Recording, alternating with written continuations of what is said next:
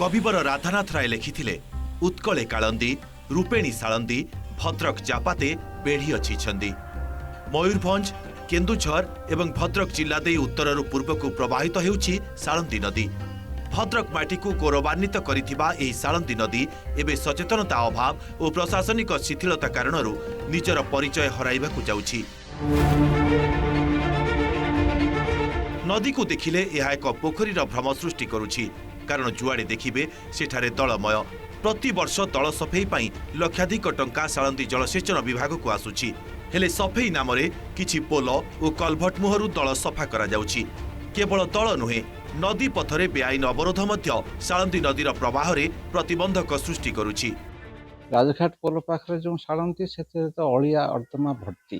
गांधी बालाश्रम को जीवा बाटे सी जो गोटे पोलटे अच्छी जो आम गाधौलु पूरा पिलाटी दिन स्कूल पढ़ला बेले सेठी जो नर्दमा भर्ती ताको आम साळंदी बोली कहि परिबा कि साळंदीर ये जो विपर्य स्थिति घटी आम समस्ते दायी। सरकार को आम दायी करवा जो नदी मानकर जत्न नवा कथा से प्रकार सचेतनता सृष्टि होनी। नदीर जल को जेभली भाव रेगुलेट करिया कथा से प्रति माने सरकार किसी योजना विशेष भाव थिला परि जना पड़नी। मु कहूनी ये गवर्नमेंट फ्रॉम द बिगिनिंग दल ठू आरंभ कर विभिन्न रकम ये जो जल जातीय उद्भिद से माने ग्रो कर जहाँफल पानी जहाँ भी टिके फ्लो करता से भी बंद हो जाउछि।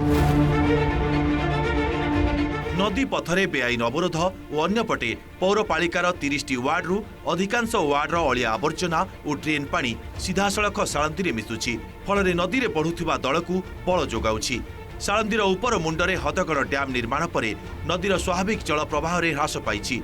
एथिसहित विभिन्न स्थान में साळंदी नदीर जलराशि को क्षुद्र शिल्प संस्था को बिक्री करने फल नदीर जल ह्रास पाउछि।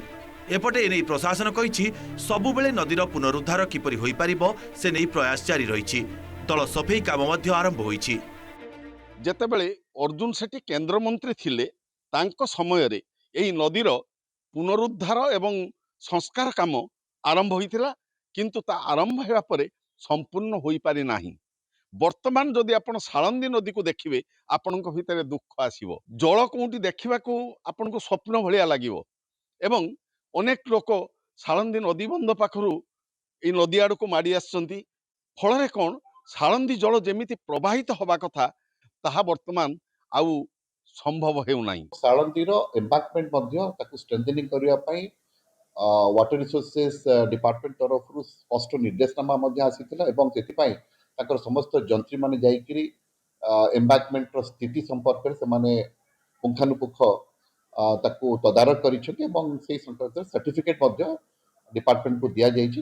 तापर से माने डिविडिंग रो करूछथि। मु superintending engineer Salandi irrigation canal division सहित कथा होइतिल से माने मध्य डिविडिंग करूछथि। That is a part of the system. धीरे धीरे साळंदी नदीर रूपरेख बदलुची।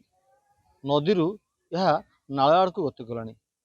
प्रत्येक थर यार संस्कार आड़ खर्च होची कोटी कोटी टंका, हेले ए खर्च केमिति होची तार रूपरेख केही पाउनांती। भद्रक पार्थसारथी नायक, ओटीवी।